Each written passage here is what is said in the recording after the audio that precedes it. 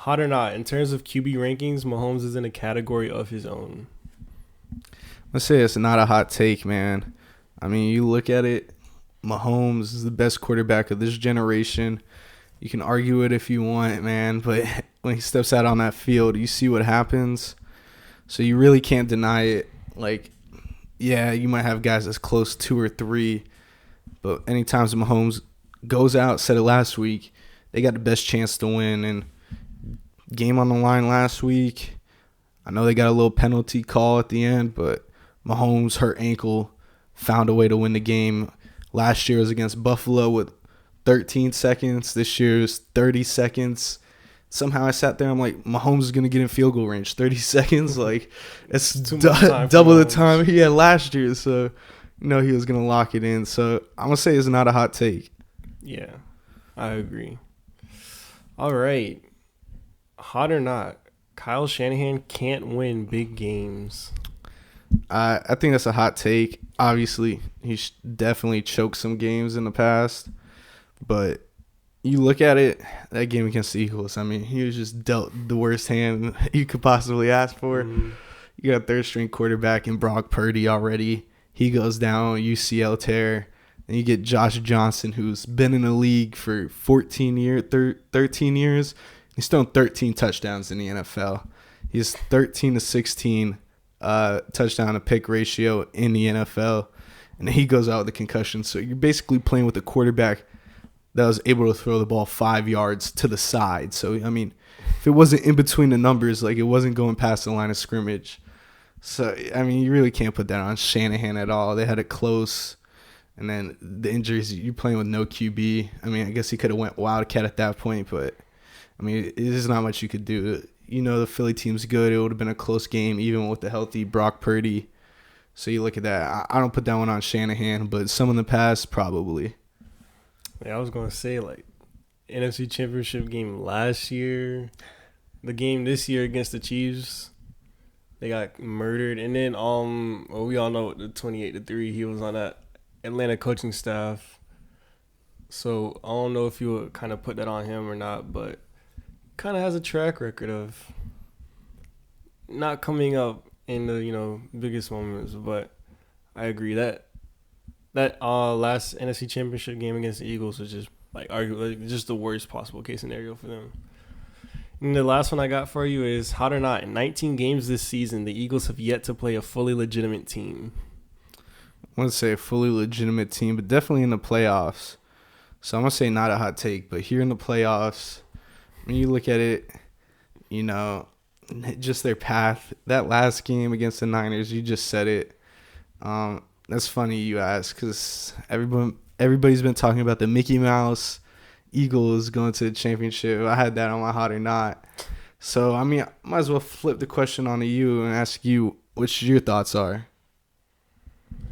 I'm gonna say that's a hot take, just because, like, bro, like, we're in the NFL. Like, this is the top of the top. Like, even the worst teams, like the Texans, who we played, and it was a somewhat competitive game in the first half. Like, the worst team, like the Bears, like all these bad teams, like at the end of the day, they're NFL caliber teams. Like, these players are in the league for a reason.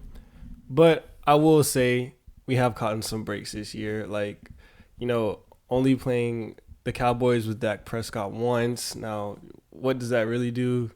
Not too sure, but we played the Giants when they didn't have any of their starters, and then ultimately we played them again in the playoffs, and you saw what happened. But I do think we caught Minnesota early on before they were, on their little winning streak, winning those close games.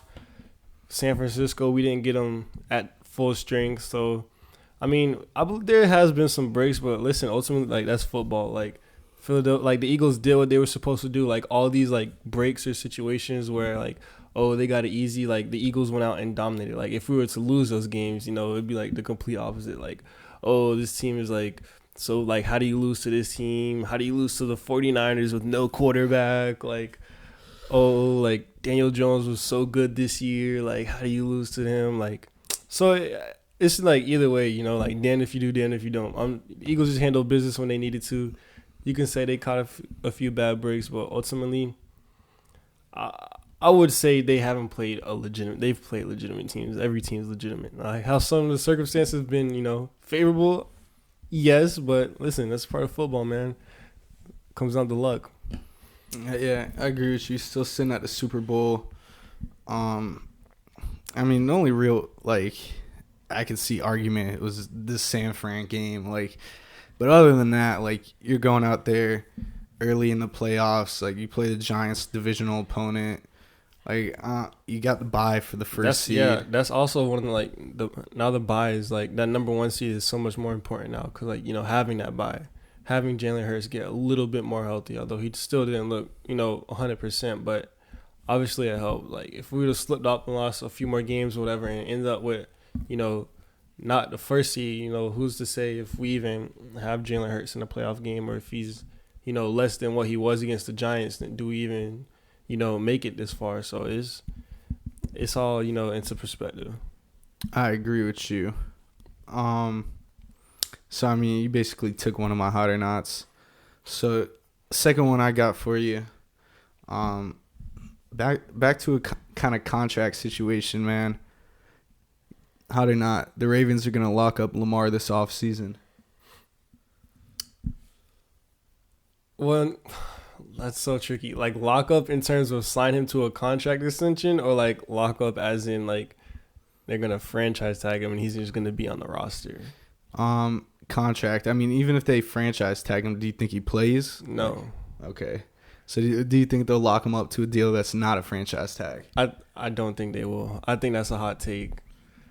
Ultimately, I think what'll end up happening is they end up franchise tagging him and Lamar sits out this season. I just saw a report before I came over here saying the Ravens might look to franchise tag him, and if he does, I don't think Lamar's going to play.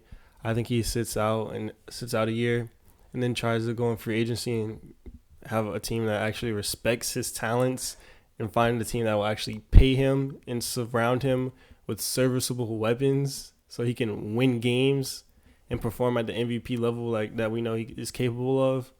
So I don't think he'll be on the Ravens next year. Plus, I just think it'll be it's more exciting, it's more fun. When players move around, it's adds more variety to the league. I think every quarterback is gonna leave next year. I don't know. It'll be fun. I don't know about everyone, but I get what you're saying, man. But yeah, I don't we kind of talked about it. Paying Roquan Smith, we know how important he was to that defense, but ultimately it's positional value, a middle linebacker or an MVP franchise quarterback. Which one do you prioritize? And ultimately, I think the Ravens kind of made the wrong choice. Yeah, I agree with you. Definitely made a bad choice. And I guess we'll see this offseason whether Lamar's a mom or he finds an agent or himself works out a contract. That's going to wrap up our hot or nots for this week.